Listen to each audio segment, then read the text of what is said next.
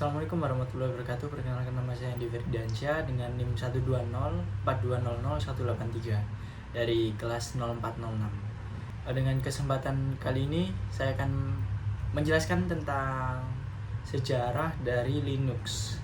Nah, apa sih Linux itu? Linux itu merupakan salah satu OS atau operating system yang terkenal sama seperti Windows, Android, iOS, dan sistem operasi yang lain. Linux merupakan sebuah sistem operasi yang bersifat open source atau yang dapat bebas dikembangkan oleh siapapun. Linux awalnya dimulai pada tahun 1991,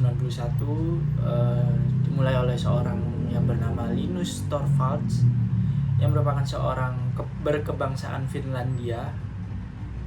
Linus ini pada saat itu masih berusia sekitar 22 tahun, dan sebelum adanya Linux ini pada tahun 1969, para peneliti dari AT&T Bell Laboratory itu membuat OS atau operating system yang bernama Unix. Dan lisensi dari Unix ini itu awalnya dipasarkan secara gratis kepada para customernya.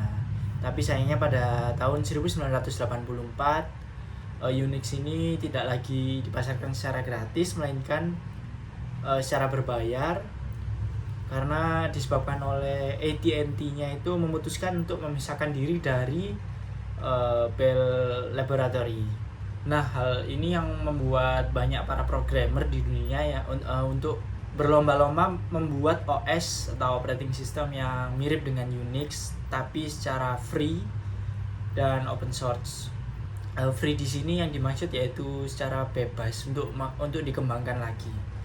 Kemudian GNU merupakan sebuah wadah atau pelopor operating system open source yang didirikan oleh Richard Stallman dengan target awalnya itu untuk membuat operating system yang free dan mirip serta dapat kompatibel dengan Unix sendiri.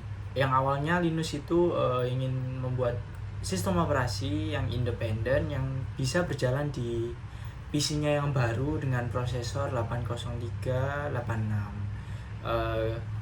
Awalnya ini Linus ingin memberi nama OS-nya dengan nama Frix atau gabungan dari Free, Freak, dan Unix.